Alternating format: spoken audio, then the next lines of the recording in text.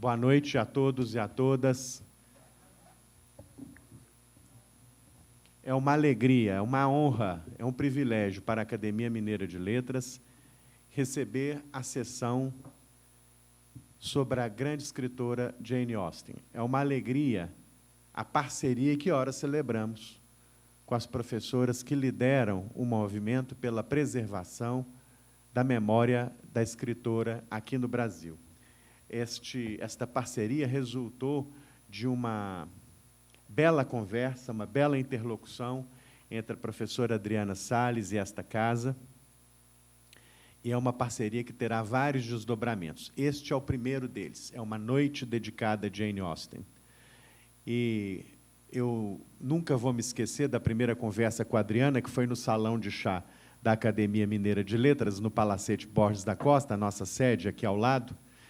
Eu nunca vou me esquecer dessa conversa, porque teve um determinado momento que eu falei para a Adriana, Adriana, não existe lugar mais Jane Austen em Belo Horizonte que a Academia Mineira de Letras e que esse palacete, e que esse salão de chá, né? É claro que foi uma forma divertida, né, enfim, reiterar o apreço e o respeito que todos nós temos pelo legado dessa mulher tão especial que levantou uma obra literária tão potente e tão perene, não é? Que vence aí os desafios do tempo. Hoje nós temos aqui, com muita alegria, 3 professoras que vão abordar aspectos diversos da obra de Jane Austen. Eu vou falar rapidissimamente sobre cada uma das nossas convidadas, às quais eu agradeço imensamente a presença, né? Mas antes eu quero fazer o que sempre faço, convidá-los a participar da vida desta casa, não é? Esta casa completa, em dezembro, 113 anos. É uma vitória. É uma vitória contra o esquecimento, é uma vitória contra a ignorância, é uma vitória a favor da civilização, é uma vitória a favor da educação, das artes, da literatura, não é? E convido também todos os presentes a acompanharem a Academia no Instagram, no Facebook, no site, estamos lá em todas as redes sociais, né? E fazemos vários eventos também presenciais, agora cada vez mais, né? Estamos no YouTube? Estamos. Postamos lá uma aula inédita exclusiva praticamente toda semana? Postamos. A pandemia nos forçou a isso também, não é? Antes da pandemia, nós tínhamos 200 seguidores no nosso canal do YouTube. Hoje, nós temos 3.700. E não é para ver vídeo de 15 segundos ou de 20 segundos, não é para ouvir aulas, conferências, entrevistas, palestras de 30 minutos, 40 minutos, 1 hora. É uma alegria imensa, não é, perceber que há muita sede de cultura, de conhecimento, de reflexão, de crítica, né? E nós prestamos esse serviço lá no nosso YouTube e aqui também nas nossas reuniões. Nós estamos celebrando agora 100 anos da nossa revista, com licença, professora. A nossa revista foi fundada em 1922. Imagina, quando o presidente da Academia era o poeta Mário de Lima, em 1922. E nós já lançamos 80 números. E todos os 80 números estão disponíveis integralmente, na versão digital, no nosso site. Este aqui é o número 80. Né? Revista é um modo de dizer, porque ela tem mais de 400 páginas. Esse aqui é dedicado às mulheres escritoras, né? Tem mais de 30, 40 textos sobre as mulheres escritoras de Minas, né? De todas as gerações, tendências, formações, trajetórias, né? Temos Carolina Maria de Jesus, Conceição Evaristo, Cidinha da Silva, Laís Corrêa de Araújo, Janete Claire, Adélia Prado, enfim.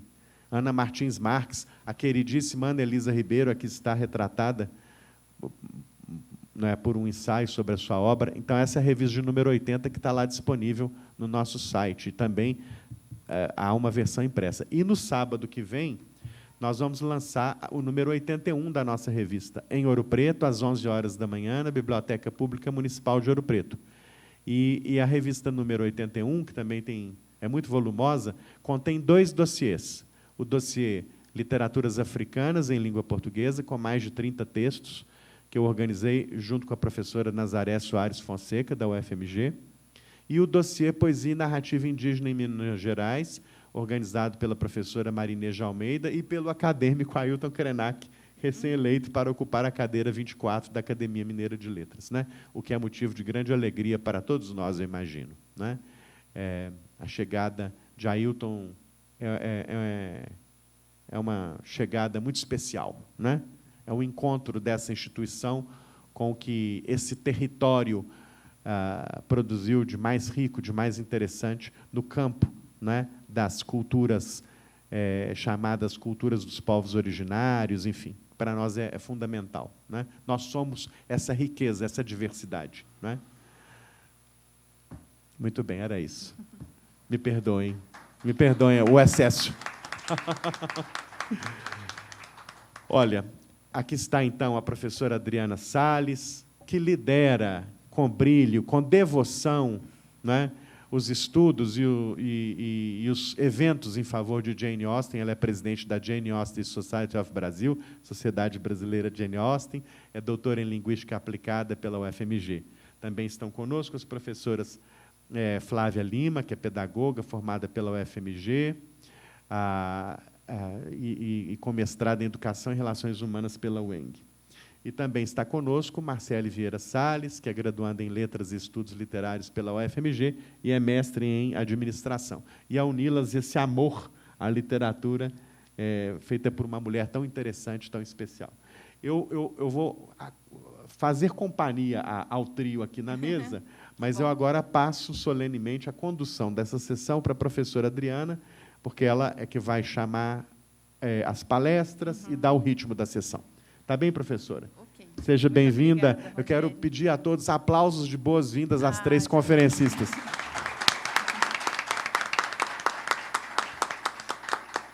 Eu acho que, em parte, esses aplausos eles devem ir, assim, sabe, subir para os céus, porque Jane Austen hoje estaria, se fosse possível para o ser humano ter 205 anos, 247 anos, na verdade. A Jane Austen hoje faz 205 anos que partiu. Morreu na cidade de Winchester, então, por isso, essa homenagem. Como o Rogério falou, você citou aí a revista da Academia Mineira, e você até falou a querida Anelisa Ribeiro. Foi só por causa da Anelisa Ribeiro que nós estamos aqui, porque foi ela que nos apresentou, né? A Anelisa é minha colega de trabalho do Cefet, e ela coordena o curso de de letras com ênfase em edição de livros. Eu também sou professora, só que eu sou professora das disciplinas de inglês para edição de livros. Bom, hoje eu queria agradecer mais uma vez Rogério Tavares e a Inês por essa intermediação, e a Inês Rabelo, que, né, a gente conversando direto pelo WhatsApp.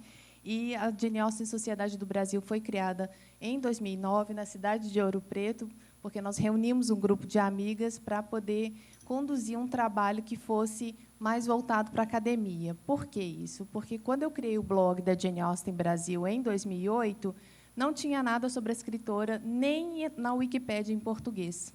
Então, eu achei interessante colocar alguma coisa, alguma informação substancial, e, na época, era em forma de blog. Até hoje, esse blog se mantém, aí a gente chama site, porque, basicamente, ninguém lê blog, né? Então, mas, mesmo assim, ainda registro de forma oficial as publicações da Jane Austen Brasil. Bom, como publicações da Jane Austen Brasil, mas de uma maneira bem mais simples, ainda estamos engatinhando, nós temos a revista Literausten, que foi cunhada pela Flávia Oliveira. A revista Literausten já é publicada há 5 anos, gratuitamente, no nosso site, com estudos acadêmicos sobre escritoras, sobre mulheres. A gente começou a produzir material sobre a Jane Austen, mas, desde o ano passado, a gente resolveu abrir o leque para poder falar de outras mulheres, para a gente evitar o que é tão interessante, que foi esse termo que surgiu nas nossas conversas lá de grupos de estudos, memoricídio. As mulheres que foram apagadas da história, as escritoras e as outras mulheres tão importantes que foram realmente apagadas. Inclusive, tem até um livro saindo agora da Luas, né? Editora Luas, que também é do grupo de pesquisa Mulheres na Edição do Cefet, sobre esse apagamento social das mulheres escritoras. Bom, aqui, para não ficar, né, me atrasando muito, queria que você avançasse mais dois slides. que tem um sorteio lá no Jane Austen Brasil, no Instagram. É só você participar, achar essa imagem. São 2 livros.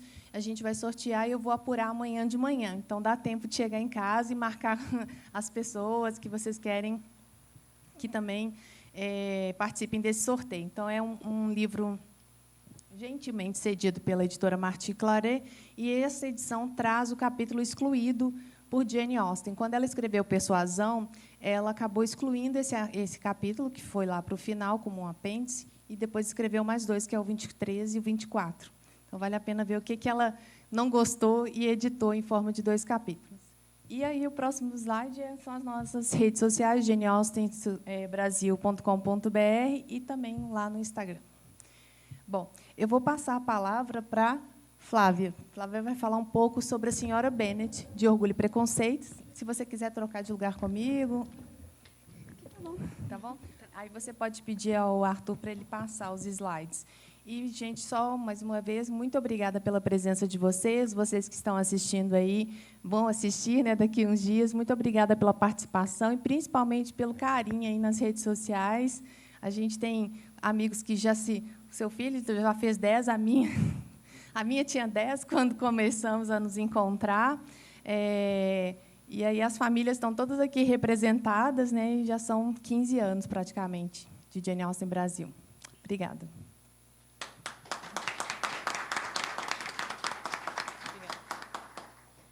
Bom, boa noite a todos. E, em primeiro lugar, eu gostaria de agradecer o espaço, viu, Rogério? O presente que eu vou levar para casa aqui, já vou ler, né?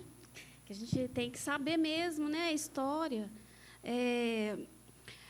Não só das mulheres, mas de toda a construção da literatura. Em especial as mulheres, porque elas, né, como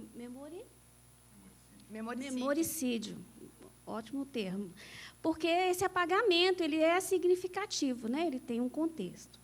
Mas, enfim, meu nome é Flávia, como já fui apresentada, eu sou pedagoga, eu sou mestre em Educação e Formação Humana, e sou graduanda em Letras em Inglês. Agora estou me aventurando de novo na graduação aí. Sofrendo um pouquinho, viu, gente? Mas estou indo, né? E aí, hoje eu vou falar de novo de um outro trabalho que eu já apresentei no encontro da Jane Austen, sobre a personagem de Orgulho e Preconceito, que é a senhora Bennet. E ela é uma personagem que ela foi construída de uma forma muito engraçada, cômica, sem muita sutileza, né? E, em função disso, ela é muito criticada pelas escolhas que ela faz, pela forma de pensar, forma de agir dentro da família dela, né? Mas aí eu vou falar um pouquinho do que a gente pode inferir que Jane Austen queria trazer um pouco com essa construção da personagem, né? E para a gente pensar um pouco com um olhar mais tolerante, né, na construção e essa representação que a Jane Austen colocou na senhora Bennet. Pode passar. Pode passar. Então, ai, volta, perdão.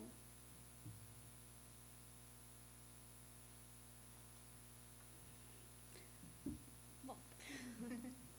Não, perdão, viu? Desculpa. Pode passar. Um pouco da personagem. A senhora Bennet, então, foi uma personagem da obra do Orgulho e Preconceito. Ela foi a mãe da protagonista Elizabeth Bennet e de outras 4 irmãs, né?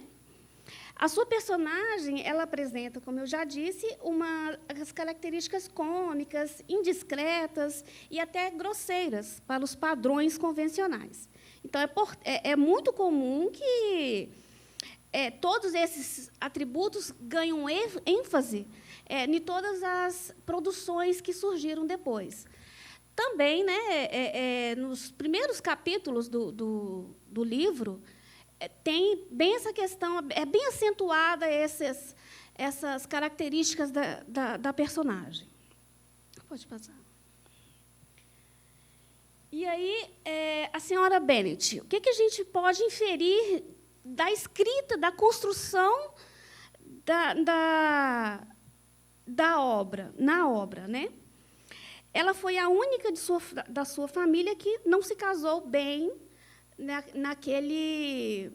no sentido financeiro, social, né? Ela não tinha uma relação de muita cumplicidade com o seu esposo.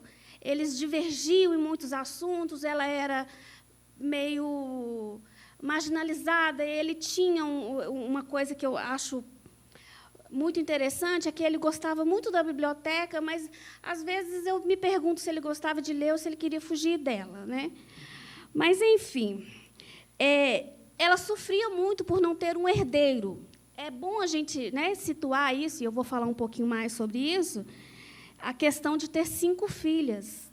Isso, na época, era muito pesado. Então, mas ela tinha uma coisa que eu acho que era bem inovadora, né, a senhora Bennet, é que ela dava liberdade para as filhas dela, que não era muito comum da época. Então, ela dava mais voz do que outros personagens, do que acontecia na vida de outros personagens. Ela vivia hostilizada pelas filhas, pela sociedade, pelo esposo. E ela tinha... Aí fica uma pergunta, né? Será que ela perdeu a sutileza e a doçura da juventude? Será que foi a vida que foi fazendo com que ela ficasse assim? A condição dela enquanto mãe, né, enquanto sujeito daquela família? Pode passar, Arthur. Então, a célebre frase, 5 filhas para casar. Já começa assim o ponto mais importante da personagem, sabe? Essa frase, ela foi dita, e eu fico sempre pensando que ela tem um peso muito, muito grande, ela tem um significado muito grande. Então, eu fico pensando, né? Será que foi uma frase do acaso? Né? Será que Jane Austen colocou ali, simplesmente? Eu acredito que não. Eu acho que ela pensou muito para escolher essa frase, porque ela queria dizer muito com essa frase. Então, o contexto familiar, né? O seu esposo, o Sr. Bennet, ele não tinha muito, ele não se preparou para o futuro das filhas. Ele não teve aquele cuidado, porque ele já sabia, ele tinha 5 filhas. Né? Elas não poderiam herdar, porque, na época, a maioria das mulheres, salvo em algumas situações que a Adriana pode explicar melhor depois, a mulher não tinha o direito à herança da família. E ele tinha essa característica aí de ficar na biblioteca, fugir das responsabilidades. Ele desprezava as filhas dele, ele criticava as filhas dele, e sem se sentir responsável como coeducador, né, como educador, como pai. Ele não tinha esse envolvimento. E ele não tinha mesmo medidas para ridicularizar todas elas. E aí, o contexto social, né, a mulher da época. Né? E, para a mulher, só tinha um destino, era casar e procriar. E, em geral, ela não tinha o direito de herdar a propriedade, ela não sobrevivia de uma profissão. O tempo era muito desfavorável, haja vista o caso da Charlotte, que é amiga da Elizabeth, né? Ela não se casou, e a Elizabeth acha que o cúmulo do absurdo é ela aceitar se casar com o Sr. Collins. E aí ela fala, poxa vida, mas olha para mim. Né? É que ela já se sentia velha para arrumar um casamento, né? E então ela estava aceitando aquele casamento ali, aquele personagem, outro personagem meio duvidoso. Então, a representatividade da mulher era condicionada a um bom casamento. Mas o que seria um bom casamento? Né? Então, para aquela época, pensar naquele contexto ali, onde a mulher tinha aquele destino, o que seria um bom casamento? A mãe, a mulher, uma visão para além de 200 anos. A mulher de ontem e a mulher de hoje. Isso é para a gente pensar, né, gente? A mãe de ontem, a mãe de hoje. Jane Austen fez uma crítica atemporal. O que a gente pode pensar assim que mudou hoje, né? A mulher hoje ela vive de sua profissão, ela tem vários direitos, inclusive de posses, né? Outros tantos direitos aí que a gente já conseguiu e sabendo que a gente tem muito mais aí a alçar. Mas algumas coisas ainda ficaram, né? Eu fico pensando que sim, na questão familiar, né? Ainda eu vejo muitas mulheres ainda reclamando de excessos de responsabilidade. Eu vejo mães sonhando com um bom casamento para os filhos, para as filhas, sem aquela responsabilidade de 200 anos atrás. Mas, né, o que a mulher, o que mudou, né? Então, Jane Austen, para mim, ela foi uma crítica que tinha um olhar muito mais do que do momento, uma visão crítica daquele tempo. Para mim, ela dizia sobre questões humanas, né, que são construídas culturalmente, mas outras também que a gente se apega muito e que não desfaz, mesmo fazendo parte de outro tempo e de outras culturas. Bom, o que eu tinha para falar era isso, porque, na verdade, eu não estou aqui só defendendo a senhora Bennet, não, né? Eu estou querendo que a gente pense junto como que a gente pode olhar para ela e pensar, né, que ela tinha um sofrimento muito grande, ela tinha um peso muito grande e que ela, a meu ver, ela estava sozinha. Dentro daquela família, ela estava sozinha com uma responsabilidade de dar um destino melhor para as filhas, né? E quem, como mãe, como pai, quem não quer um futuro melhor para os seus filhos, né, gente? Então, é isso.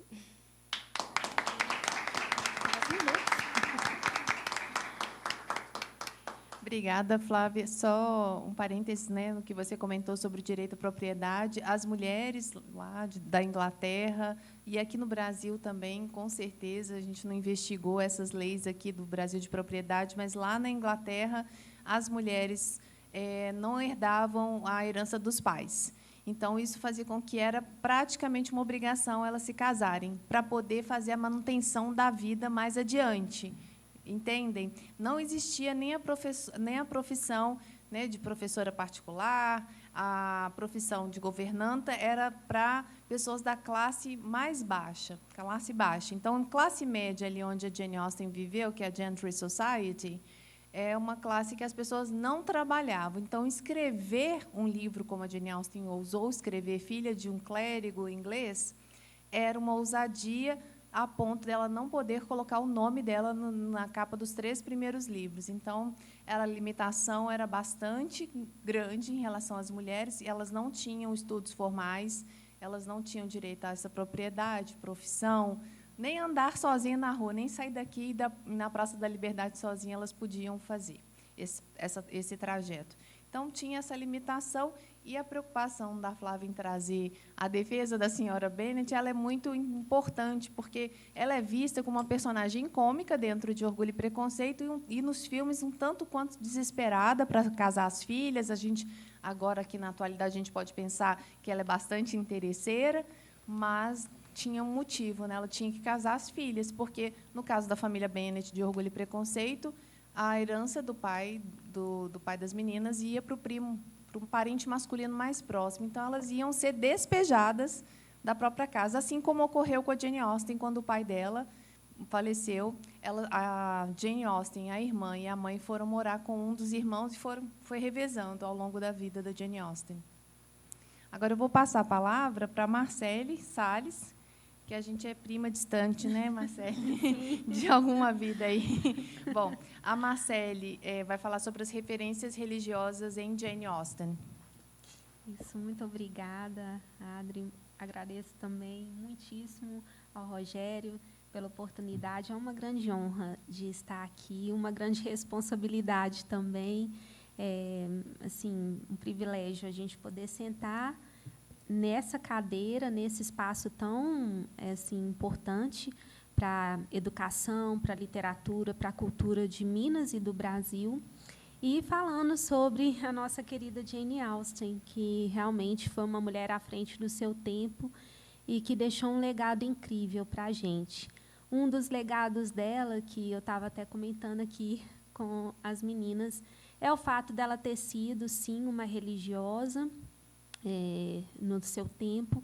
E é importante a gente trazer, é lógico que a gente está num contexto em que a gente vê tantos religiosos como exemplos ruins, a gente poder olhar para trás e ver que houve religiosos que fizeram diferença em seu tempo, em sua época, e que essa diferença redunda até hoje.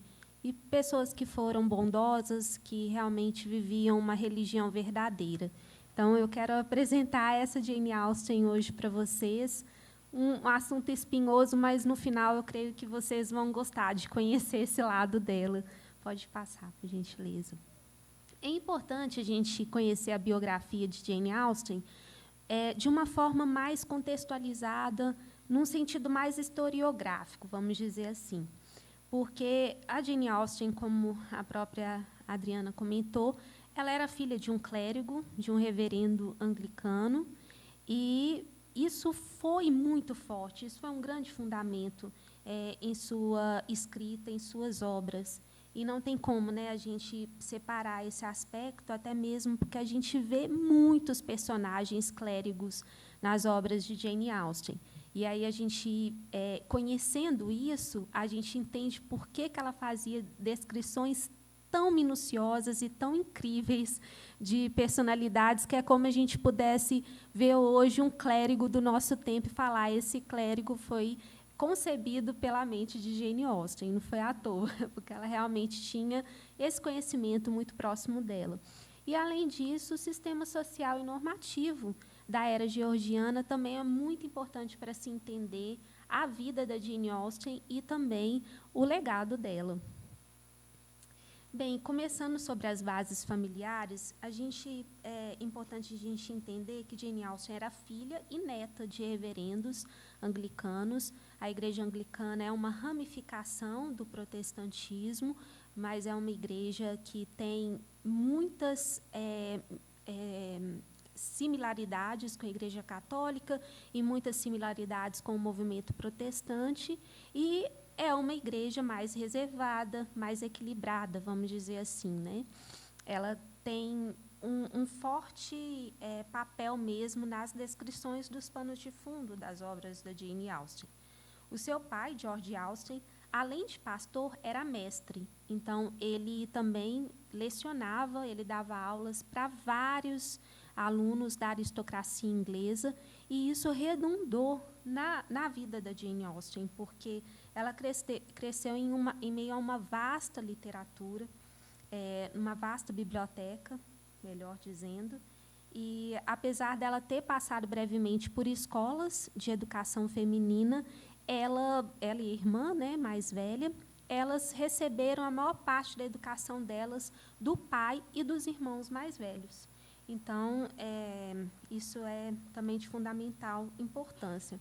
E, além disso, a gente pode observar nos registros pessoais de Jane Austen, que são encontrados por meio das suas cartas, das suas orações. Ela teve um legado de orações que ela escreveu durante a vida e que foi preservado pelos seus familiares, que ela tinha uma devoção muito pessoal e muito, apesar de reservada, muito verdadeira. O contexto histórico da época da Jane Austen também é essencial como compreensão, porque Jane Austen viveu numa época em que não havia separação entre igreja e sociedade, era um relacionamento orgânico. Tinha muitos e muitos defeitos, muitos e muitos entraves para a sociedade daquela época. E esses entraves, esses defeitos que eram vistos entre as pessoas e entre todos os religiosos, Jane Austen trouxe como pano de fundo das suas obras. Ela criticou todas essas falhas humanas, né, da igreja que se redundava na sociedade. Então, ela tinha essa fusão, né, a sociedade da época tinha essa fusão que ela conseguia reproduzir nas suas obras, e as críticas sociais de Austen contemplam também os aspectos morais, que não eram tão diferentes do que a gente observa hoje. Pessoas que, apesar de uma aparência religiosa, eram pessoas muito superficiais, eram pessoas que tinham uma moral duvidosa, e ela critica isso tudo em suas obras. E, nesse sentido, ela vai criticar as falhas humanas, mas também as instituições comandadas por homens, além do casamento, que era, vamos dizer assim, um paradigma social. As mulheres eram obrigadas a casar, caso contrário, elas eram marginalizadas na sociedade, principalmente aquelas de camadas mais inferiores. E o sistema legal e o clero eram totalmente questionáveis, né, na sua época. Jane Austen e o sistema legal, vamos dizer assim, na verdade, Jane Austen ela tinha uma grande preocupação com essa parte, porque ela sentia na pele como mulher, como filha de um reverendo, que ela não tinha direito à propriedade, nem ela, nem a mãe, nem a irmã, mas ela também via isso em todo o seu entorno. Isso era algo que preocupava, lógico. E ela viveu na era georgiana, como eu havia dito, entre 1714 e 1830, e o sistema legal, e a própria Flávia e a Adriana já comentaram, havia o preceito da lei da primogenitura masculina, ou morgádio. Isso é tratado nos dos grandes livros, né, dos principais livros de Jane Austen, que é o Razão e Sentimento, ou Razão e Sensibilidade, e Orgulho e Preconceito. E o que é essa lei de primogenitura e morgádio, como as meninas comentaram, implicava? Que as mulheres não tinham direito às propriedades. Então, se o pai falecesse, ele tivesse apenas filhas, como Mr. Bennet tinha 5 filhas, todas as 5 filhas ficariam desprovidas, a não ser que elas fossem presenteadas, né, logradas com o cuidado de um familiar rico que pudesse socorrê-las. Caso contrário, elas tinham que casar mesmo, ou ter uma profissão mais rebaixada. Aí elas poderiam ser contratadas como preceptoras, né? Mas elas tinham um futuro muito incerto, muito preocupante, né? Com exceção de mulheres que viviam num contexto familiar em que elas poderiam herdar a propriedade, como é o caso da personagem Emma, no romance de mesmo nome. A Emma Woodhouse, ela herdou a propriedade do pai, porque era uma exceção na época, né? A Adri depois pode até comentar mais em relação no caso de Emma, porque tem uma peculiaridade ali, mas era muito raro isso acontecer. E a mulher estava reservada o casamento como melhor alternativa. E, no caso, por que Jane Austen tinha isso muito aguçado, e ela tinha um grande conhecimento dessa parte mesmo da lei de primogenitura masculina? Provavelmente porque o irmão dela era um magistrado. Então, ele fornecia, né, muitos biógrafos comentam que ele poderia fornecer muitas informações sobre casos legais em que ele estava acostumado a tratar. Então, isso foi muito importante também para o conhecimento de Austen.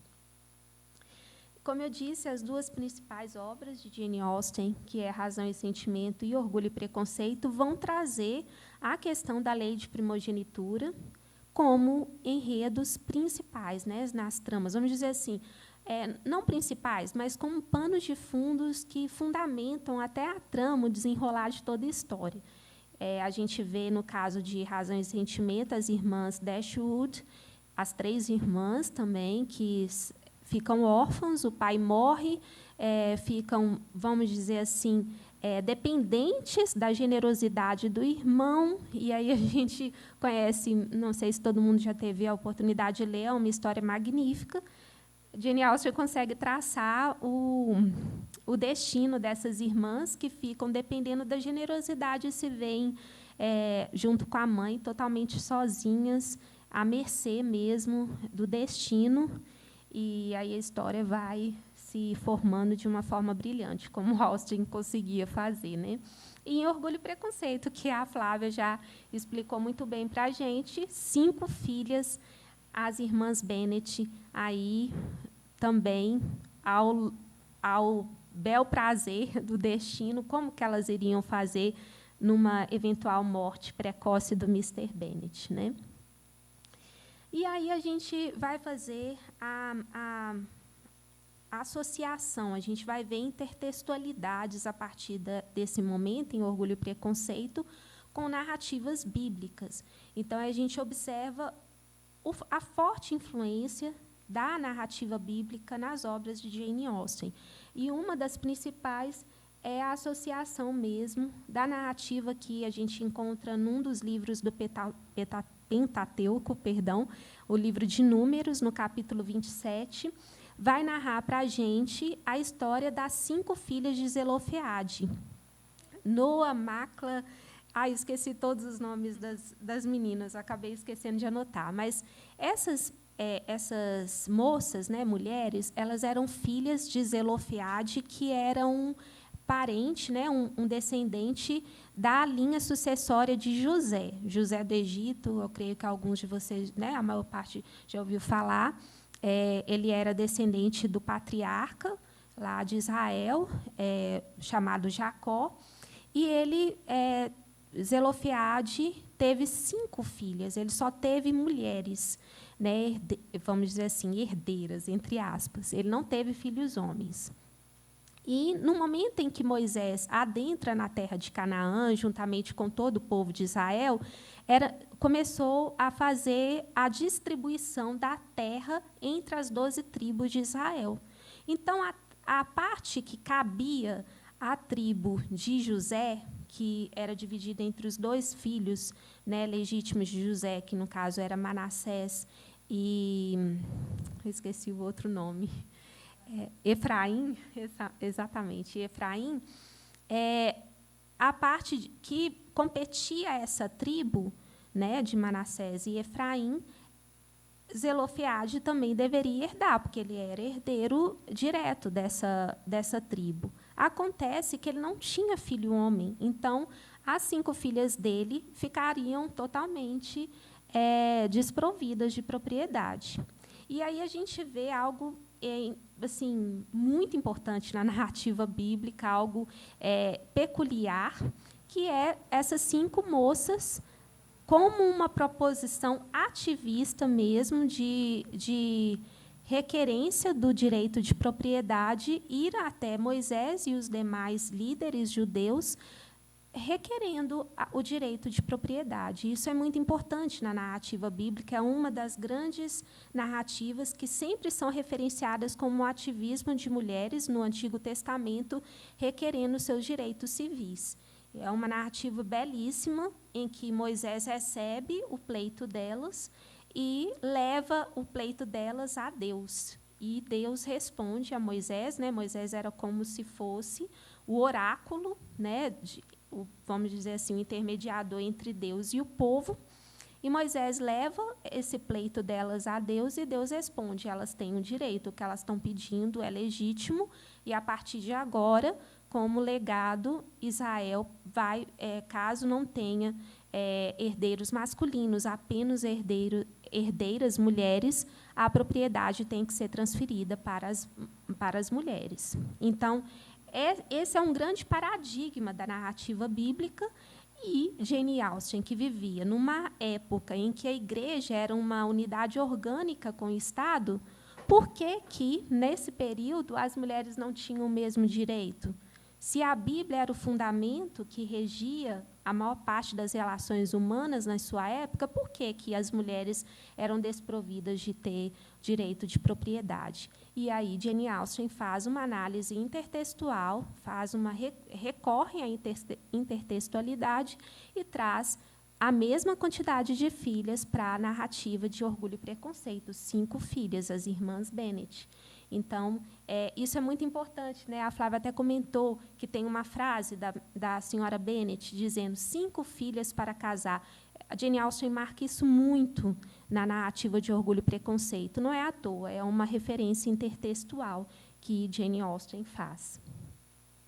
Além disso, é muito importante a gente dizer que, em praticamente todos os romances de Jane Austen, ela faz uma associação entre pessoas ricas, pessoas abastadas financeiramente e pessoas pobres. E isso é outro aspecto importantíssimo da religião cristã, principalmente quando a gente vai olhar para os livros do Novo Testamento, também há em narrativas bíblicas do Antigo Testamento, mas, em especial, do Novo Testamento, porque, em Tiago mesmo, no livro do apóstolo Tiago, no capítulo 2, versos 1 a 13, ele faz toda uma descrição acerca da verdadeira religião. E a verdadeira religião, para ele, o que ele exemplifica? Que é o cuidado com os pobres e os necessitados. Ele mesmo cita: a verdadeira religião é o cuidado com o órfão e a viúva. Então, ele faz uma descrição belíssima, fazendo os cristãos da sua época refletirem por que eles destratavam a pessoa pobre que entravam nas sinagogas, nas igrejas, e tratavam melhor as pessoas ricas, sendo que eram os pobres que deveriam ser abraçados e eram os ricos que os maltratavam. E aí a gente vai ver no livro de Emma, dos pontos altos do livro de Emma, o personagem Mr. Knightley repreendendo a Emma, que ainda estava no seu auge de infantilidade e de, vamos dizer assim, de uma vida ilusória, né, tentando coordenar o futuro da amiga Harriet e de outras pessoas também próximas a ela, ela destratando a Miss Bates, que era uma mulher solteira, mais velha, solitária e muito pobre, que era relacionada à família deles. Então, a Emma age de uma forma muito desrespeitosa, uma forma risível, e o Mr. Knightley a repreende prontamente e de forma precisa, o que faz ela refletir. E a fala do Mr. Knightley faz uma associação também a esse texto de Tiago, porque ele faz uma comparação, primeiro, dizendo: se ela fosse rica, se ela fosse uma mulher que tivesse propriedade, tivesse conexões, tudo bem, você teria até uma justificativa de criticar, porque ela, de fato, é uma mulher mais... ela fala mais, ela é uma mulher sem muita noção de aspectos sociais e educacionais para a sua época. Então, ele fala: olha, se ela fosse rica, você poderia até repreendê-la, você poderia até usar de argumentos para poder torná-la uma pessoa melhor, mas ela é pobre. E você, por esse motivo, você tem que tratar ela com maior respeito ainda, porque ela não tem ninguém. Então, essa é uma fala que há uma referência também intertextual bíblica muito importante. E a Jane Austen, ela faz assim caricaturas maravilhosas, artísticas, dos maus clérigos. E os principais que a gente pode apontar aí é o Mr. Collins, que é o herdeiro direto de Longmoor, que é a propriedade de Orgulho e Preconceito, né, com as 5 filhas do Sr. Bennet, do Mr. Bennet, ele vai herdar na morte eventual dele. Então, Mr. Collins, a gente observa aí um tratamento muito especial de Jane Austen para nos mostrar um péssimo exemplo de clérigo, que era um homem extremamente egoísta, bajulador, sem noção e extremamente também com muita dificuldade de ser empático, né? Mr. Collins é uma caricatura. A gente ri muito do comportamento dele, mas o Jane Austen, de forma irônica, quis retratar um péssimo exemplo.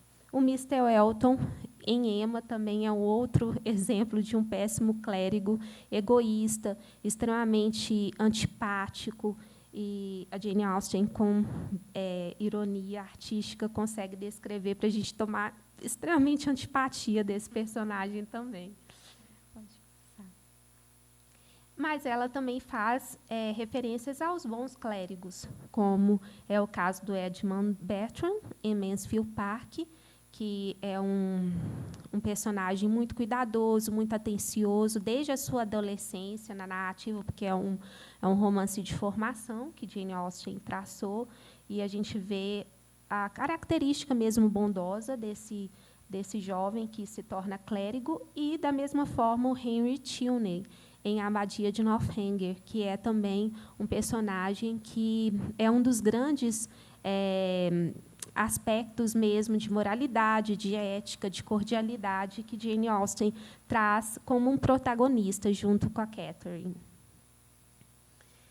E Jane Austen, para poder corroborar até a famosa frase de C.S. Lewis, que dos homens maus a gente pode encontrar, dentre os piores homens maus, os homens religiosos, as personagens mais perversas, vamos dizer assim, das narrativas de Jane Austen eram personagens muito religiosas. E aí eu quero fazer só uma breve leitura aqui, que quando Austen escreve sobre ideias, as virtudes e os vícios da Marinha Britânica, por exemplo, a denúncia do tráfico de escravos, ou o movimento evangélico, que é o movimento abolicionista da sua época, ela o faz por meio da criação de personagens memoráveis, não escrevendo sermões. Sua simpatia pela abolição pode ser inferida não só daquilo que ela escreve em suas cartas sobre a ativista Thomas Clarkson, mas também das associações pró-escravidão de duas de suas personagens mais monstruosas, que é a Mrs. Norris e a Mrs. Elton, que é a esposa do Mr. Elton, o mau clérigo que eu apresentei anteriormente. Então, Jane Austen ela faz essa associação mesmo, ela não escreve sermão, ela apenas descreve a personalidade, o comportamento, as atitudes da pessoa como risíveis, como comportamentos deploráveis, que são aqueles comportamentos que não devem ser seguidos, né? E, para terminar, é importante a gente dizer que Jane Austen ela tinha uma reserva devocional, ela era uma mulher muito reservada em sua religião, ela era comprometida com as atitudes, então, ela procurava mesmo, dentro até das biografias dos seus parentes mais próximos, ela era uma mulher sábia, educada, cordata, que era preocupada com o bem-estar das pessoas. E ela tinha, sim, uma preocupação com o cristianismo como formador da moral. Então, a gente vai ver isso por meio das descrições dos seus personagens e do pano de fundo, né, das narrativas. E as suas principais orações, na verdade, a principal oração de Jane Austen, que é a mais difundida, que ela escreveu, continha menções à realidade da época, à realidade dela, e ao arrependimento individual e coletivo da sociedade, que é uma associação que a gente pode inferir que a Jane Austen estava fazendo, sim, da questão do tráfico de escravos e em referência à abolição da escravatura. Por isso que ela era muito interessada, no final de sua vida, ao movimento que é denominado como movimento evangelical, que foi formado por alguns cristãos da sua época, inclusive da Igreja Anglicana, e de membros do parlamento, como William Wilberforce, outra escritora da sua época muito famosa, Hannah More, que era uma abolicionista e educadora, John Newton, John Wesley. Então, ela faz menções em suas orações dessas situações que eram totalmente questionáveis que deveriam ser abolidas na sociedade, que era injustiça contra as pessoas pretas. Então, ela faz uma referência ao arrependimento coletivo, né?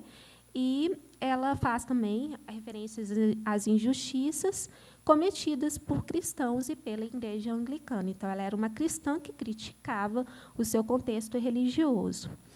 E, como eu disse, ela era simpatizante por um movimento que advogou pela causa abolicionista e pela educação formal de mulheres. E, por último, tem esse trecho pequeno aí de uma da oração mais difundida de Jane Austen, que diz que... Eu só não estou conseguindo ler. Mas é assim, ela fala: acima de todas as outras bênçãos, ó Deus, por nós mesmos e por nossos irmãos, imploramos a Ti que acelere nosso senso de misericórdia na redenção do mundo, do valor daquela santa religião na qual fomos criados, e que nós, por nossa própria negligência, não joguemos fora a salvação que nos tem dado, nem sejamos cristãos apenas no nome. Então, isso é muito bonito, né, numa das orações dela. E é isso, gente. Muito obrigada.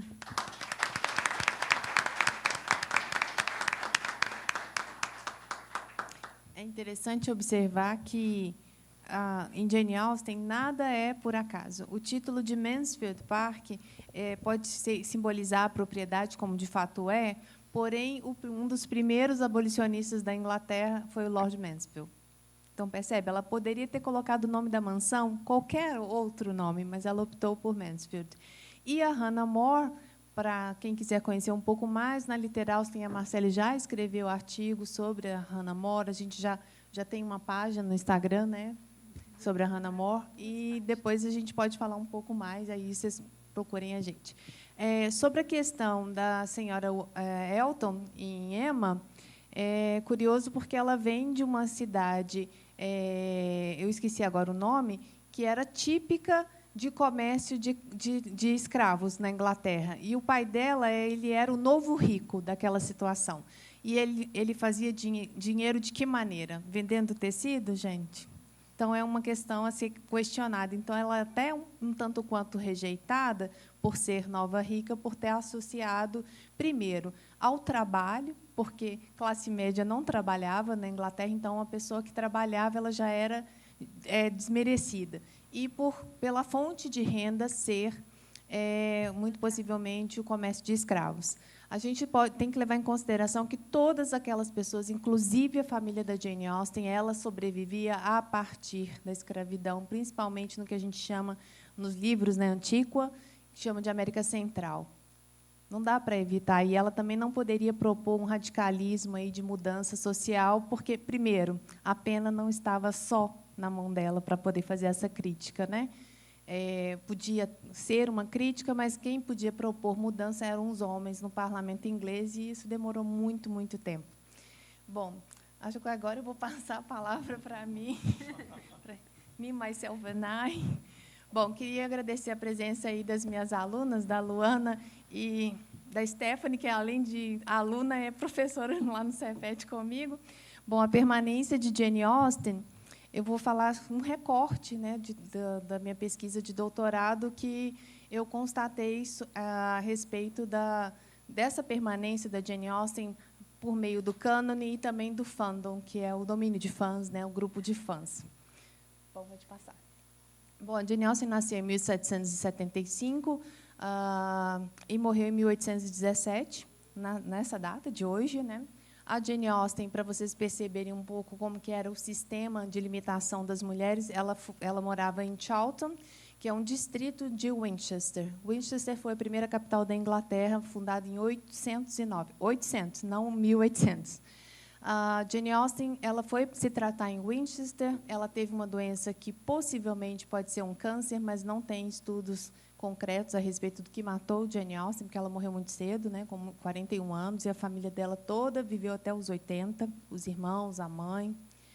Bom, a Jane Austen, ela foi se tratar em Winchester e quando ela faleceu, a irmã não pôde acompanhar o cortejo fúnebre, porque tinha-se a ideia de que mulheres iam fazer escândalo ao acompanhar uma pessoa, né, um cadáver ao túmulo. Então, tinha essa preocupação ou a limitação, né, da Cassandra Austen, que é a irmã, não poder nem dizer o último adeus de fato para a própria irmã, que elas eram muito unidas.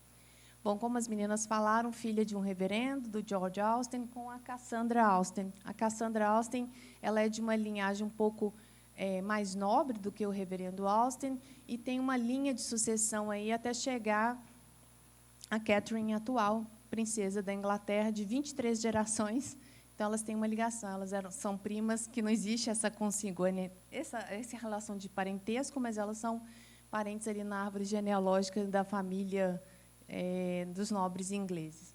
Bom, ela tinha acesso à biblioteca do pai e a convivência com os rapazes. Por que eu estou dizendo isso? Que aí, a partir dessa convivência com mais pessoas dentro de casa, que o pai dela preparava rapazes para ingressarem nas universidades inglesas. Então, com essa preparação e com essa convivência, ela pôde também observar comportamentos bem distintos para poder elaborar seus personagens. Ela não se casou. Ao contrário de todas as suas heroínas, que têm final feliz com o casamento, né? Aí a proposta é o casamento, né? Os livros se encerram todos em um casamento. Jane Austen não se casou, não faltou oportunidade, ela foi pedida em casamento ao menos uma vez, mas ela aceitou na noite, no dia seguinte recusou. Especula-se que foi pelo fato dela achar que não ia conseguir se dedicar à escrita, por ela ser casada. A gente pensa que hoje é possível aqui, professora escrevendo, sendo casada, sendo mãe, mas é um dilema e naquela época o marido tinha total autoridade para proibir essa prática de escrita, que não era bem-vinda, porque até hoje uma mulher com um livro na mão pode ser considerada um bicho feroz, né? Bom, deixou 6 livros e 3 volumes de que a gente chama de juvenília. Aqui no Brasil, a juvenília já foi traduzida por 3 editoras principais e agora também por uma tradutora independente. Os livros têm inúmeras edições, não dá nem para citar. E as pessoas sempre me perguntam quais são as melhores traduções.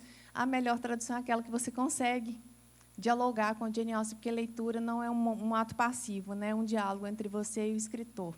Mas eu sugiro algumas que já são tradicionais, tem algumas que já são datadas, né? Tem algumas palavras que não são interessantes de ser usadas mais hoje em dia, mas por uma questão de direito de tradução, né, das famílias, eles querem manter as palavras que não precisam estar lá.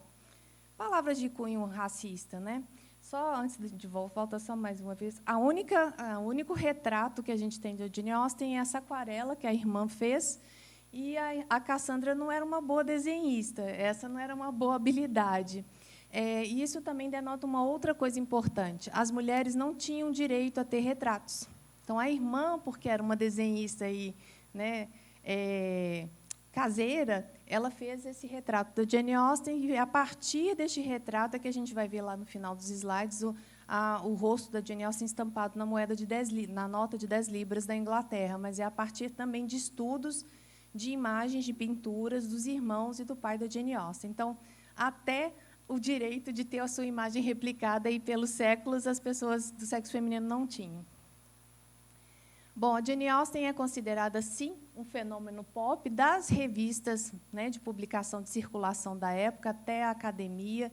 Ela é falada. Aqui no Brasil, nos últimos 10 anos, nós observamos um verdadeiro movimento assim, de boom, né, literário, de pesquisas, porque até quando eu comecei o blog, não tinha nada, não conhecia quem tinha feito alguma pesquisa em relação a Jane Austen, mesmo porque também os caminhos de pesquisa eram mais difíceis para a gente pesquisar se tinha alguma tese, alguma dissertação, ou até TCC. Bom, o George Sainsbury, ele cunhou esse termo Janeite, ou a Janetes, né?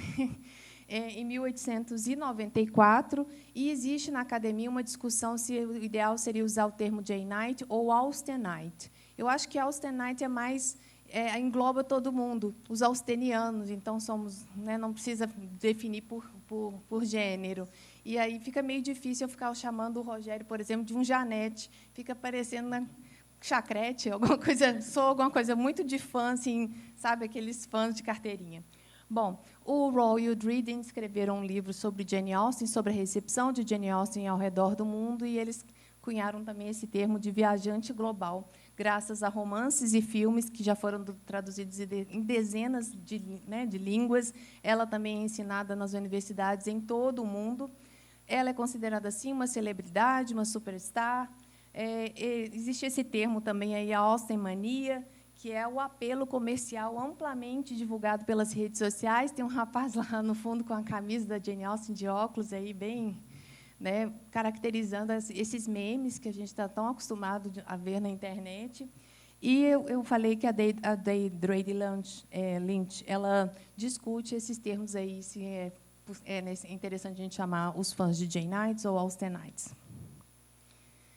Bom, a popularidade da Jane Austen, ela se dá basicamente aqui no Brasil. O modo de acesso aos livros da Jane Austen é por meio dos filmes, sim. Esse final de semana nós tivemos o lançamento na Netflix de Persuasão, da Jane Austen.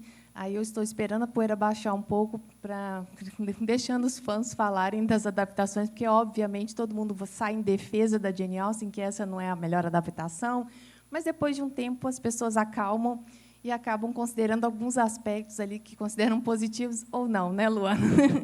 Bom, eu me prometi assistir mais uma vez para que eu pudesse elaborar essa minha visão aí inicial dessa adaptação. Para mim, quanto mais adaptações, melhor. Então, acho que é importante. A Deborah Yaffle, ela fala também que, lá nos Estados Unidos, essa popularidade da Jane Austen, ela começa pelos filmes, então, a ponto de partida são filmes, talvez pela rapidez da gente assistir uma história ali em 2 horas, no máximo, então, o livro demora um pouco mais, né, para ser acessado. Bom, a popularidade também explodiu por causa da internet, também do fenômeno de intermídia. Porém, foram as adaptações para o cinema que trouxeram os fãs para dentro, né, para comprar os livros. Eu me lembro quando Orgulho e Preconceito foi lançado aqui no Brasil, eu assisti no cinema, aqui. E, logo depois, eu corri para a internet, para o Orkut, para tentar achar um grupo que tivesse visto, que tivesse lido, e já tinha um grupo de 10 mil pessoas no Orkut, em 2005. E aí, com a escassez de material sobre a Jane Austen em português, foi que, em 2008, eu criei o blog com essa intenção aí de divulgar a vida e a obra da Jane Austen, já que eu sou professora de língua e de literatura inglesa, eu tinha que puxar alguma coisa para que eu pudesse também fazer disso um trabalho de pesquisa, né?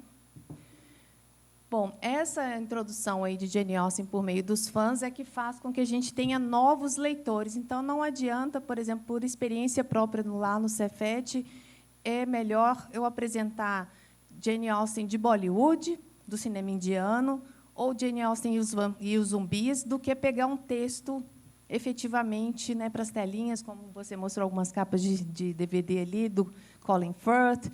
Primeiro, porque não dá tempo ficar assistindo uma série de 6 horas na sala de aula. E os outros causam algum tipo de estranheza ou aquele choque. Mas tem zumbi na época da Jane Austen, e aí que eles vão tentar ler. Bom, as adaptações das obras literárias não só contribuem com a longevidade de uma obra, mas também permitem a atualização de temáticas encontradas nos romances. Isso aí é o trabalho da Bianca Rossato, lá do Rio Grande do Sul, que já esteve aqui em Belo Horizonte também falando sobre Jane Austen. Espero que ela possa voltar aqui no final do ano, né? As publicações elas estão em constante expansão. Na pesquisa de doutorado da Maria Clara Biagioli, ali, de 2017, ela tinha feito um levantamento apenas da categoria que a gente chama de fanfiction, somente na Amazon, 564 livros, que seria Austen Sequel, sequências das histórias da Jane Austen. E isso é muito... Imagine vocês, 5 anos à frente, como estamos hoje, isso deve ter duplicado, no mínimo.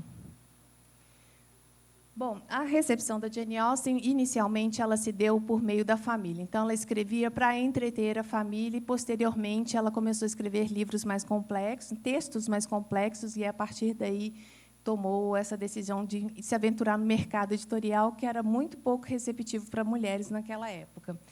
A partir da publicação, veja bem, ela começou a escrever Razão e Sensibilidade em 1796. Apenas em 1811 é que ela foi publicada. 15 anos esse livro sendo maturado, sendo revisto. E a Jane Austen escreveu Razão e Sensibilidade e Orgulho e Preconceito, no romance, são romances epistolários, ou seja, a troca de cartas entre os personagens.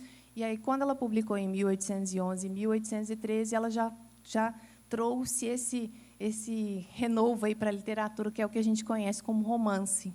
Inclusive, a palavra romance é uma palavra muito ingrata para o Brasil, né, para as línguas latinas de um modo geral, porque associa-se muito romance com historinhas de água com açúcar, né, água cor-de-rosa. E, na verdade, toda a história que é transposta em forma de romance é porque essas histórias elas eram contadas, elas eram faladas, e, a partir, por exemplo, da língua italiana, portuguesa, francesa e espanhola, começou esse movimento de uma formalização da língua, aí começaram a transpor essas histórias em línguas românicas, e aí virou romance. Então, é uma palavra complexa, e aí tem a outra, que seria uma substituição, que é novela, é pior, porque a gente associa com novelas que a gente vê na televisão. Não deixa de ser. Esse mote ele é repetido várias vezes aí ao longo da história, da TV e dos livros também. Bom, a Jane Austen, depois de publicação do primeiro livro, ela começou a receber, né, resenha de livros e publicações em jornais especializados, basicamente jornais e revistas para o público masculino, leitor. Então, ela era lida também pelos homens. Aqui a gente tem a satisfação de encontrar um equilíbrio muito grande de homens na plateia, porque, normalmente, é 5% só do grupo de pessoas da minha pesquisa aí de 2018, de doutorado, 5% só dos leitores lá, dos participantes, né, da Jane Austen Brasil, eles se autodenominaram homens, e aí essa quase equilíbrio aqui nessa plateia de hoje está muito bem. Aí, graças às meninas também que trouxeram, né, seus pares, para poder conhecer um pouco mais sobre Jane Austen. O Tiago não conta, que ele já está quase fazendo 10 anos aí com a gente. Bom, depois das publicações de resenha, aí ela passou para as revistas especializadas em literatura. Os críticos daquela época, né, contemporâneos da Austen, de uma maneira geral, destacavam as obras como obras que traziam uma mensagem moral, ou seja, valorizando aí o romance de formação, o que a Jane Austen fazia, mas não era o principal objetivo dela, passar uma história no qual o personagem passava por várias provas para depois ter o prêmio final. Não necessariamente era isso. Bom, lá na era vitoriana, então, já depois que a Jane Austen tinha morrido, talvez uns 30, 40 anos, né, quando a rainha Vitória subiu ao poder, eles ligavam a vida da Jane Austen às suas histórias. E, até hoje, há uma tentativa de tentar achar alguma coisa sobre alguma característica, né, alguma passagem da vida pessoal da Jane Austen em um dos personagens. Com certeza, ela se baseou em personagens com pessoas reais, até nas próprias experiências, para escrever esses personagens, mas não significa que todos eles foram reais, né? Bom, lá na era vitoriana eram histórias tranquilas, mas depois de um tempo, 60, 80 anos depois, os livros da Jane Austen eram indicações de leitura na trincheira da Segunda Guerra Mundial, para amenizar o sofrimento dos soldados. Olha que curioso, homens em plena situação de guerra, lendo Jane Austen para trazer um pouco mais de calma, talvez. Pode passar. Bom, ainda sobre a recepção, aí, no início e metade do século XX, a gente ainda voltam a trazer Jane Austen com a questão de moral, críticas voltadas para a ironia, enfatizando Jane Austen como moralista. Lá no final do século XX, o feminismo foi uma temática bastante discutida através de questões como patriarcado, família, submissão feminina, papel da mulher na sociedade, e a Butler, que é uma referência sobre discussão de feminismo dentro da obra da Jane Austen, ela puxa também uma questão de colocar a Jane Austen quase que em cima do muro, ali, entre uma ora revolucionária, ora propondo algumas reflexões, ora completamente conservadora. Se a gente for observar que todos os livros acabam em casamento, ela pode ser considerada bem conservadora. Bom, na década de 80, os críticos apontam que as questões históricas e literárias nas obras são mais relevantes. Existe uma crítica ainda sobre a questão da Jane Austen não trazer fatos históricos para dentro dos seus livros. E isso não diminui a obra da Jane Austen, ela só não data. A gente acabou um curso semana passada sobre Jane Austen e as 4 estações, onde eu coloco a transição do tempo marcada pelas estações e pelos feriados religiosos, porque é a única forma que dá para datar a passagem do tempo dentro das obras da Jane Austen. Bom, o Roger Salles, que não é nosso parente, né, mas a galera está bem firme aí, o Salles, na Jane Austen. Ele é um americano, ele levanta o questionamento sobre a visão da Jane Austen como conservadora ou revolucionária. Depois, se vocês quiserem acessar lá no janeaustenbrasil.com.br, tem a seção lá no Alto Contato, aí tem um artigo meu sobre Jane Austen conservadora ou liberal. Eu preferi colocar liberal ao invés de revolucionária, porque, né, não é tanto assim, né, gente? Revolucionária tinha que pegar em arma, alguma coisa assim, fazer alguma greve. Bom, no início do século XXI, os estudos também voltam para o feminismo e pós-colonialismo e voltam a estudar as críticas estéticas também da escrita da Jane Austen. Como tradutora da Jane Austen, não é fácil verter Jane Austen para o português, e vocês têm que levar em consideração que tradução é uma versão, nunca vai ser o espírito de Austen, assim como as adaptações para o cinema e para a televisão. Existem palavras que são dificílimas de transpor para o português, por exemplo, carroça, charrete, carruagem. 3 palavras que a gente consegue fazer uma definição. Lá, no mínimo, dentro das obras, eu encontrei 8. Então, eu não tinha como fazer uma distinção muito clara, a não ser fazendo notas de rodapé, explicando que a quantidade de cavalos e a quantidade de pessoas que estavam lá conduzindo a carruagem denotava a riqueza do personagem. Aqui no Brasil não tinha muito essa distinção.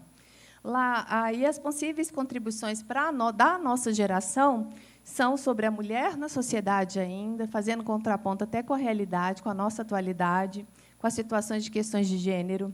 O fandom, a presença dos fãs na internet da Jane Austen é que mantém essa sobrevida digital dessa escritora. Não são os parentes da Jane Austen que ficam lá tentando vender livros, apesar deles estarem atuantes. A 5ª geração já de sobrinhos da Jane Austen está atuante lá na Austrália e na Inglaterra. Eles estão atuantes, mas eles não são essas pessoas que trazem o nome da Jane Austen à tona todo momento. É uma camisa, é uma palavra, quando alguém fala de Jane Austen, eu conheço uma professora que fala sobre ela. Ou então, não aguento mais ouvir falar de Jane Austen, que deve ser bem o caso dos meus alunos. Bom, a Austenmania e a popularidade nas redes sociais. O interessante das redes sociais é que é uma democracia. Então, você pode falar, você tem direito de fala.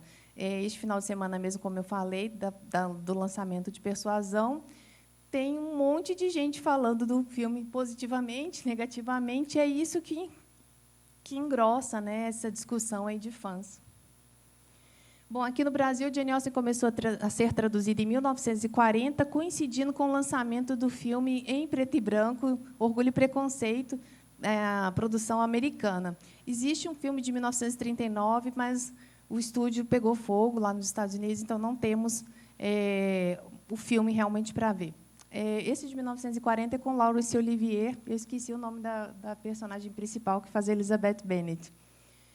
Aqui no Brasil, a José Olímpio começou a traduzir Jane Austen, trazer Jane Austen para o público brasileiro, com a tradução de Orgulho e Preconceito, e já tem 80 anos, portanto, mas Jane Austen circulava no Brasil em pleno 1850, 60, com a tradução de A Família Elliot, que se chama Persuasão. A Família Elliot era o título provisório que Jane Austen deixou, e, quando ele foi publicado, os irmãos decidiram colocar Persuasão. Eu acho que Persuasão é mais forte do que A Família Elliot. Essa tradução portuguesa ela é uma tradução a partir da tradução francesa. Acho que é Madame de Isabelle que traduziu essa versão, né, para o francês, e ela fez realmente uma versão, não é uma tradução de palavra por palavra ou parágrafo. E aí, por sua vez, o português também fez a partir da tradução dela, então é uma versão. E, curiosamente, em Portugal eles não colocavam o nome do escritor na capa do livro, eles colocavam o nome do tradutor. Então, ficou parecendo que A Família Elliot era a tradução do escritor, e não da Jane Austen. Mas há registro, também tem um artigo meu lá na Liter Austen, que eu pesquisei, há registros desses livros na Biblioteca Fluminense, no Real Gabinete de Leitura Português. O Grêmio Português, lá do Pará, me cedeu a cópia digital desse livro. E, no futuro, eu quero publicar ele como facsímile, sabe? Que é uma referência de Jane Austen já circulando no Brasil para o público ali do Brasil Império. Bom, aí essas publicações coincidem aí com essa tradução inicial aí da Livraria José Olímpio, que fazia contratação dos principais escritores brasileiros para fazer tradução, como a Raquel de Queiroz, que traduziu o Mansfield Park. Então, não se tinha nem, talvez, legalizado essa profissão de tradutor. Então, os escritores consagrados do Brasil faziam as traduções. Orgulho e Preconceito, em 2015, tá, gente? Então, a gente está aí com quase 8 anos de diferença, tinha 8 tradutores e mais de 20 edições. Eu não tenho mais como acompanhar tantas publicações. Eu acho que eu tenho uns 30 livros de Orgulho e Preconceito em português, com diferentes capas, diferentes tradutores. Bom, a fanfiction também é um meio de acesso à obra da Jane Austen, né? Inclusive, essa adaptação de Persuasão, muitas pessoas classificaram esse filme do Netflix como uma fanfiction, e não uma inspirado na obra, adaptação. Bom, aí existe uma disputa muito grande entre o cânone e a academia, não a Academia Mineira de Letras, mas a academia, né, essa lista de livros que devem ser lidos, que são consagrados aí pela academia, e o popular, que é construído pelos fãs. Hoje em dia, as editoras sabem muito bem em quem apostar lá no Instagram, por exemplo, ou no YouTube, para promover um livro. Eles não fazem sem intenção. Inclusive, esse que eu estou sorteando é uma intenção de marketing, não é? Bom, isso gera uma oscilação de rótulos aí. A Jane Austen, segundo a Maria Clara Biagiola, já numa outra pesquisa, ela fala que a Jane Austen pode ser considerada como clássico ou romântico, e essa palavra romântico também é um tanto quanto negativa, é romantiquinha, né? Você gosta de rosa? É mais ou menos isso que eu ouço. Bom, entre uma história séria ou boba, a alta cultura e a cultura popular. Então, existe essa briga constante aí de definição. Já ouvi vários fãs falando que Jane Austen estava revirando no túmulo por causa de fanfictions aí sobre zumbis, outros seres aí que não existem. As fanfictions representam uma versão nostálgica desse universo da Jane Austen, assim como as adaptações para o cinema e para a televisão. É por isso que existe essa guerra entre os fãs de Jane Austen, porque a gente tem uma visão da escritora, das suas obras, e a gente queria que esses diretores pensassem como a gente, o que é impossível, né? Não dá para eles dormirem um dia, acordar pensando como a Adriana vê a Jane Austen. Bom, e essas fanfictions, essas adaptações, elas são responsáveis por trazer e espalhar a ideia da Jane Austen, e muita gente traz a Jane Austen como uma escritora inocente, que não tem muito a contribuir, a não ser jogar carta. Aí, para a festa, mas que loucura é essa por jogar carta, por festa? Porque era a única forma de interação social para conhecer pessoas, inclusive os rapazes, né? Bom, aí, ainda falando sobre a fanfiction, o caráter subversivo que Austen produziu acaba sendo sistematicamente apagado pelas histórias românticas que são produzidas pelo cinema. Orgulho e Preconceito, de 2005, tem uma versão final aí de uma cena do beijo, que foi cortada na Inglaterra, porque lá eles são mais puristas, acho que talvez seja isso, né? Mas os Estados Unidos têm essa versão que não existe no livro, não existe beijo em Jane Austen. A história acaba quando os dois personagens dizem, sim, vamos nos casar. Então, não tem nem a cerimônia de casamento. E isso dá margem para inúmeras adaptações que a gente quer ver as personagens, né, no depois do sim. E aí a fanfiction entra com essa função de trazer para o papel, né, ou para o digital, esse universo que a gente desconhece, como seria a vida desses casais se eles, né, fosse contado depois do casamento. Bom, os personagens masculinos, por mais que a gente queira ter um ideal aí de herói, eles não são bem apresentados, não tem uma precisão aí sobre os personagens masculinos, e eles não são tão importantes e interessantes quanto as mocinhas. O papel, o destaque que a Jane Austen dá para personagens são para as mulheres nas suas obras. Aí o Nixon notou o seguinte: os filmes e adaptações para a televisão tentaram corrigir essa falha, transformando atores em heróis, em personagens, talvez até sexualizando um pouco a Jane Austen, como ocorreu na adaptação da BBC de 1995, com o Colin Firth, que nem é tão lindo assim, digamos assim, na questão estética, né? Ele era até bem desconhecido, mas quando colocaram Colin Firth para sair de um lago com a camisa molhada, virou a sensação. Foi a partir do Colin Firth que começou essa, digamos, sexualização dos personagens masculinos da Austen, para trazer um pouco também, para vender essa imagem. E ela vende para todos os públicos, não é só para as mulheres, não, gente. Quem não quer parecer com o Mr. Darcy? Quem não acha que é um elogio? Fala assim, você é o Darcy da minha vida? Ou coisa parecida. O Tiago aí, o Roberto, pode responder depois aí. Colocando a saia justa aí para vocês. Bom, as adaptações aí, eu fiz só um recorte das adaptações ali até 2007, que é com Persuasão, aquela lá do meio. É extraordinário como os filmes e outras coisas contribuíram para chamar essa atenção pública da Jane Austen. Orgulho e Preconceito, lá em 95, era tema de discussão de 850 membros, em 1997, que discutiam essa adaptação da BBC por e-mail, tá, gente? Na JASNA, que é Jane Austen North America. Então, lá, em 97, tinha 850 pessoas conectadas por e-mail para discutir os livros da Jane Austen. Hoje, há 5 anos, a JASNA tinha mais de 5 mil membros. Então, hoje já deve ter aumentado bastante. E eles fazem encontros com bailes, com tudo que tem direito, né, em hotéis. E a gente até sonha, né? É o que vende. É esse sonho aí de ficar vestindo roupa da regência. Morar na regência ninguém quer, mas vestir, sim. Por causa dos espartilhos, por causa da dificuldade até de questões de higiene, né, de sobrevivência mesmo, aí, questão econômica.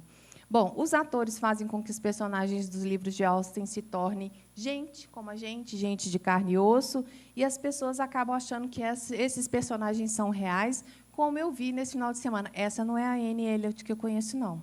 A Dakota Johnson não é essa Anne que eu conheço, porque cada um tem uma versão de si, da Jane Austen. E aí, quando transforma em uma atriz que fez outros personagens, ela tem que saber, o ator, né, ou a atriz tem que saber se despir dos personagens anteriores, até mesmo da sua característica, da sua personalidade, para entrar em personagens complexos como os da Jane Austen. Essa Darcy mania aí, ela começou com 1995, ali Colin Firth saindo de um lago, né, e ela se repete até hoje. Existe uma tentativa muito forçada de transformar o ator de Persuasão, né, de semana passada, aí, 2022, como um retrato aí de mocinho super bonito. Na verdade, eles falam assim, como que eles enfeiaram esse ator, gente? Porque precisava disso? Então, a discussão ainda gira em torno de questões muito estéticas e não da complexidade das temáticas trabalhadas naquele livro, por exemplo, que é Persuasão. Bom, tem 2 adaptações aí de 2007 que são quase que uma biografia da Jane Austen, e aí a gente tem que entender que a biografia da Jane Austen só foi escrita 50 anos após a morte, pelo sobrinho, que é um memoir. Então, é uma memória desse sobrinho, 50 anos após a morte, então não é uma coisa muito fiel, e, principalmente, esse braço da família, esse ramo da família, tentava não é nem endeusar, santificar Jane Austen. Então, essa biografia ela é um pouco tendenciosa para este lado aí de Jane Austen, sempre como uma pessoa muito honesta, muito religiosa, mas que não tinha língua solta, como a gente vê nas cartas. A título de curiosidade, a Renata Colasanti defendeu tese de doutorado na USP sobre a tradução das cartas, que são inéditas ainda no Brasil, mas a tese dela está disponível lá no site da USP para vocês conhecerem um pouquinho mais de Jane Austen a partir das cartas. Bom, as 2 adaptações, essa daí, Becoming Jane, que se transformou em Amor e Amizade, para fazer um paralelismo aí com Orgulho e Preconceito, Razão e Sensibilidade, até para tentar vender, né? Olha, mais um livro da Jane Austen, Amor e Amizade, aqui no Brasil. É fruto do legado das adaptações de Orgulho e Preconceito e fortaleceu essa imagem entre a Jane Austen e o Tom Lefroy, que é uma criação, né? Esse filme aí mostra o Jane Austen fugindo com o Tom Lefroy, o que não existiu. Inclusive, uma amiga pessoal, que é a Joan Ray dos Estados Unidos, professora aposentada da Universidade da Carolina do Sul. Ela foi consultora deste filme e eles acabaram passando por cima porque também tinham que vender uma história que levassem pessoas aos cinemas. Mas ali não tem muito de Jane Austen, não. Ela não poderia ter fugido com esse rapaz para o distrito vizinho e voltado como se nada tivesse acontecido. Aquilo ia manchar a vida da família toda, não só da Jane Austen. Bom, Miss Austen Regrets não tem tradução para o Brasil. Este DVD ele foi encartado junto com Razão e Sensibilidade, de 2007. Seria Os Arrependimentos de Miss Austen. Já traz uma Jane Austen mais velha, madura, e um tanto quanto até ranzinza ali no comportamento, para dar orientações para a sobrinha. E apresenta, sim, uma visão mais complexa dessa pessoa que foi a Jane Austen. Aí, o fandom, eu coloquei até essa parade aí com Jane Austen no centro, sendo, né, acompanhada aí pelo fã-clube de Jane Austen, que nós não deixamos de ser fã-clube, né? O título do meu blog se chamava Jane Austen Club. Só para vocês terem uma ideia, a ideia surgiu para ser um clube que a gente que gosta de Jane Austen publicasse lá. Bom, a Deborah Yaffle fala sobre a tecnologia e a internet como esse meio, como essa ferramenta que possibilita essa interação de fãs. Vocês estão aqui hoje porque viram um anúncio na internet, ou no rádio, ou nas mídias, né, digitais, de um modo geral. E a internet e a Jane Austen, parece que elas foram feitas, essa mídia e a autora foram feitas um para o outro, porque tudo que você coloca funciona, desde os memes nas camisetas até as discussões mais aprofundadas sobre tradução, sobre adaptação, até a diversão, né? A gente se encontra para falar de Jane Austen como se fosse uma velha amiga que trouxe outros personagens, como Emma Woodhouse, Elizabeth Bennet, para tomar chá com a gente. Bom, ainda que Austen esteja em todos os lugares na internet, existem fãs que ainda estão à procura dessa versão única de Jane Austen. Então, é aquele fã que é um pouco mais purista, que não se contenta com adaptações tão moderninhas como essa de Persuasão, que é uma adaptação bem difícil, né? Porque a gente fica procurando ali a adaptação da Netflix ter cortado a carta do Capitão Wentworth, que talvez seja a carta de amor mais bonita, deu uma enfraquecida aí no meu número de estrelinhas em relação a esse filme. Bom, essa tribo que batiza os filhos e animais de estimação com nomes de pessoas que nunca existiram, ela existe. Meu gato, de 2013, se chamava Fitzwilliam Darcy, Fitz, né, no popular, porque ninguém chama um gato de Fitzwilliam Darcy. Mas eu conheci inúmeras pessoas aqui no Brasil e no exterior que colocam o nome das gatinhas de Lizzie, de Fitz eu nunca vi, mas de Mr. Darcy, chamar Mr. Darcy é mais difícil. Então, a filha também, né? A minha é Isabela. Tem Isabela em vários livros da Jane Austen, mas não foi uma influência direta, né? Bom, uma infinidade de itens relacionados a Jane Austen, como canecas, camiseta, livros, como um colega lá em cima, roupas, bolsas, jogos de tabuleiro, tudo o que tem o nome da Jane Austen é passível de vender, e, muitas vezes, lá do outro lado do Atlântico, na Inglaterra, cujo libra está a R$7, a gente fica maluco para comprar desde um estojo de lápis até aquelas canetas de tinteiro, né, com penas e etc. Bom, para concluir, a Jane Austen tem um lugar seguro em dois mundos diferentes: o panteão solene da literatura inglesa e a exuberância comercial da cultura pop. Aí a Débora faz um trocadilho, porque ela estudou em Yale e fala sobre Yale, YouTube, e o sobrenome dela que é Yaffle. Então, ela faz um trocadilho que ela está tanto na universidade quanto no YouTube, que é uma rede social. E eu acho que cada um de nós temos uma visão única. Perdão, ele é única, tá? De Jane Austen, porque todos nós somos um time do time Austen, né? Não dá para negar que vocês tiraram um tempo da vida de vocês para vir aqui, para conhecer um pouco melhor a obra, a vida e a obra da Jane Austen, e imortalizar essa escritora e colocar ali, né, Jane Austen Forever como hashtag, alguma coisa do tipo. E esse movimento que a gente está fazendo aqui hoje, ele foi replicado em várias partes do globo, desde a Austrália, ontem à noite que eu comecei a ver publicações, até na Califórnia, que a gente está à frente deles em questão de fuso horário. Bom, pessoal, como diz o Pernalonga, por hoje é só. Eu vou passar a fala aqui para o Rogério. Obrigada. Obrigado, Adriana, Marcele, Flávia. Eu quero abrir para o público, se houver alguém que queira fazer alguma pergunta, alguma consideração. O Davidson já está ali com o microfone. É só fazer um sinal. Se alguém quiser, se não quiser fazer uma pergunta, quiser fazer só um comentário, uma reflexão, enfim.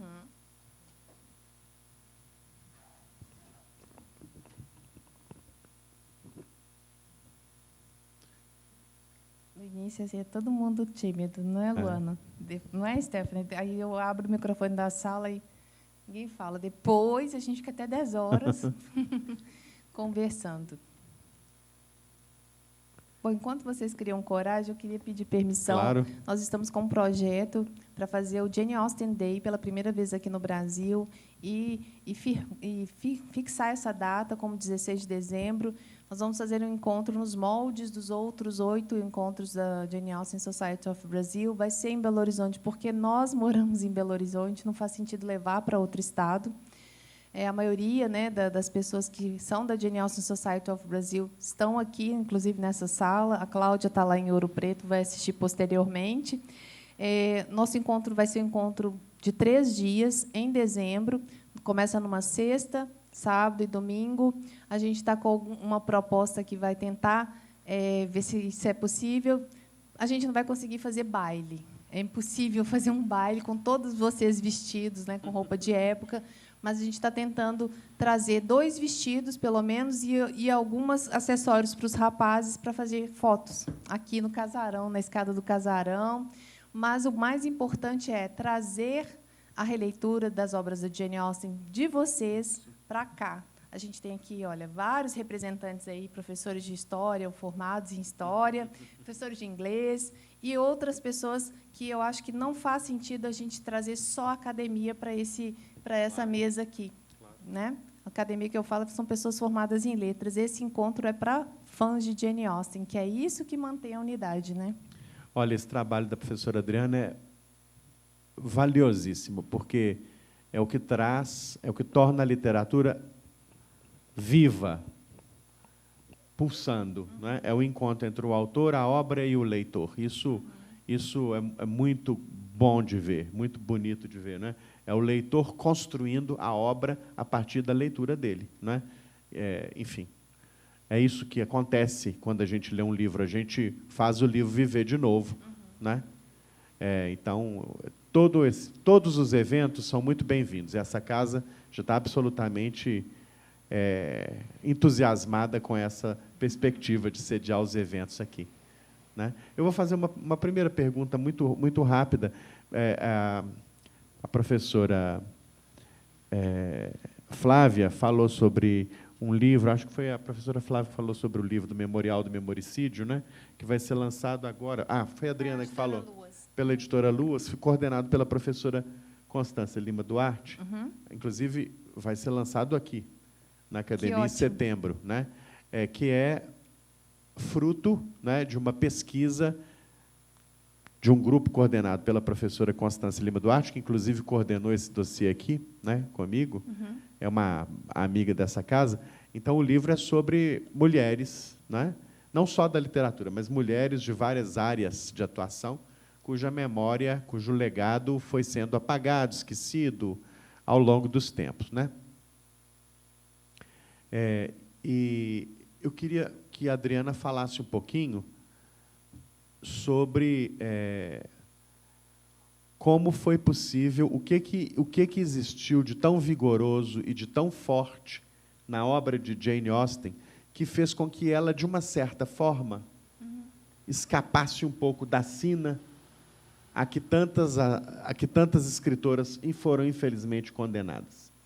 Ela trouxe o que era trivial, o que era simples, do cotidiano, né?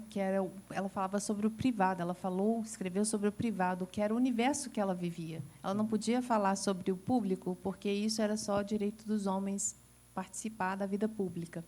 E ela elevou essa escrita de assuntos corriqueiros a uma forma de arte. Então, essa trivialidade, ela transportou isso aí para questões que dizem muito sobre o ser humano. Então, é possível encontrar tanto personagens quanto pessoas reais ali dentro da obra da Jane Austen daquela época, pessoas daquela época, quanto hoje. Então, ela é sempre atual.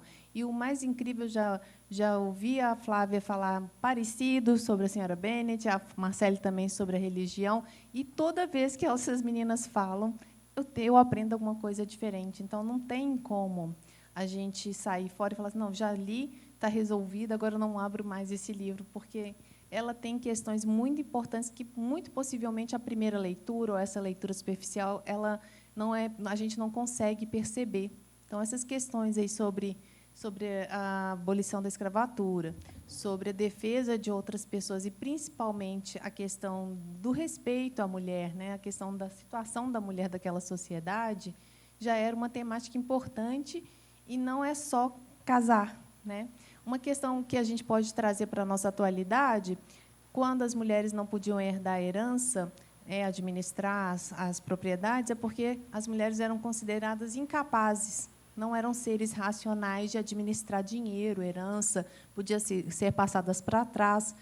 E a Jane Austen constrói, na sua narrativa, mulheres fortes, que poderiam, sim, herdar essa herança dos pais e, sim, administrar, diferentemente das personagens anteriores, aí, Clarissa e até Cecília, da Frances Burney, que são, né, alvo aí de interesseiros das suas heranças. Então, ela traz personagens que estão, sim, à frente do seu tempo. Eu queria fazer um parêntese sobre a palavra que eu citei tanto aí, feminismo. Na hora eu fui embalando e não expliquei.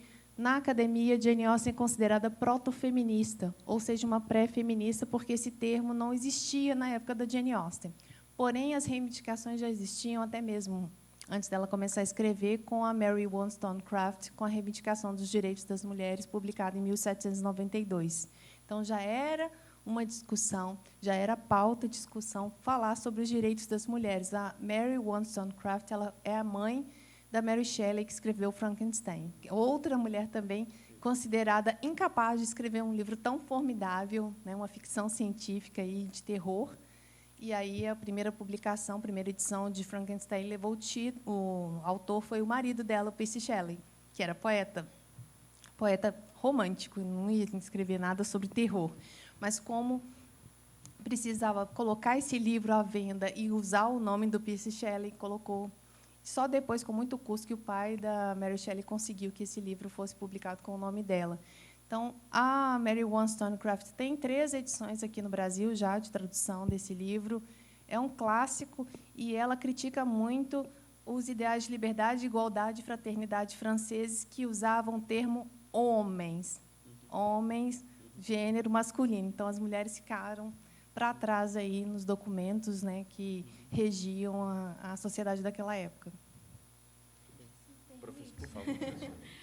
Só para completar um pouquinho a sua pergunta, né, e a resposta da Adriana, eu acredito que uma coisa muito forte, como já foi dito aqui na mesa, é o protagonismo que ela deu para as mulheres e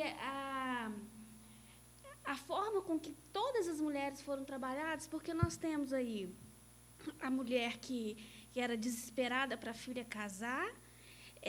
Nós temos a mãe da Fanny, né, que ela tinha feito um casamento que não tinha sido muito benéfico, então ela não conseguiu dar nem o básico, que era comida, alimentação, roupa para os filhos.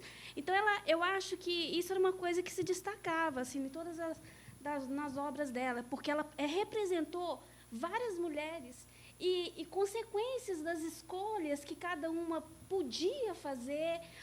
Né, a própria senhora Dashwood, ela também tinha um desespero para casar as filhas, mas de uma maneira muito mais sutil que a senhora Bennet. E ela pagou um preço muito caro também, teve que viver de favor, como já lembrado aqui pelas colegas. Então, eu acho que esse protagonismo da mulher, em várias situações, faz também os leitores, de alguma maneira, se identificar ou se poder refletir sobre a condição. Verdade.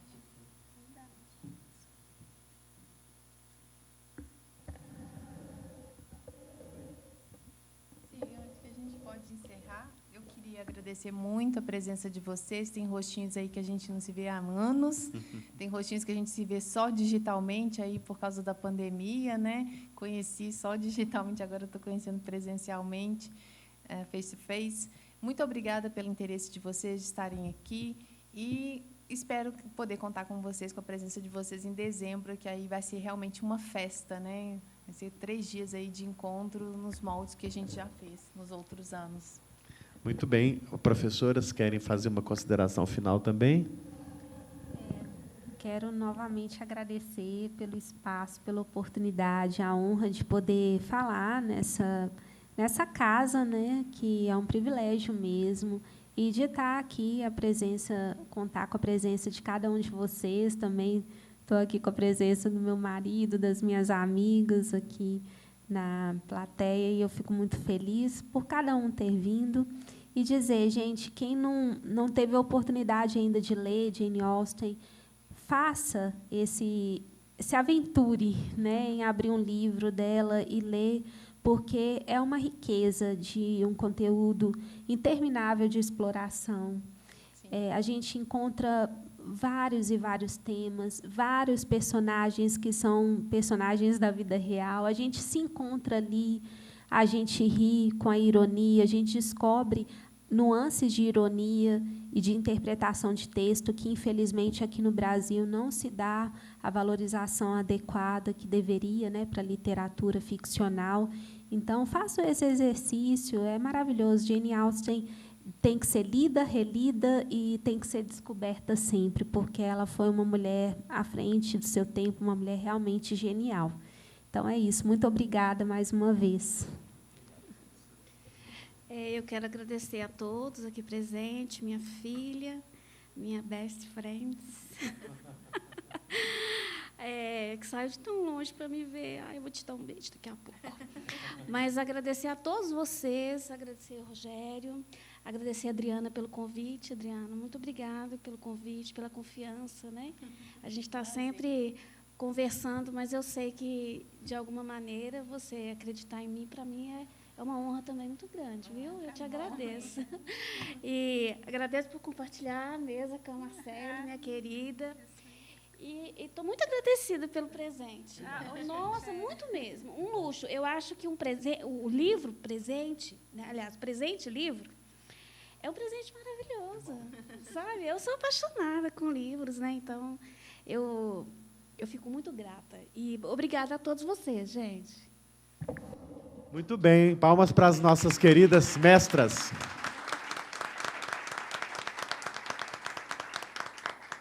É uma frase final para agradecer muito essa parceria.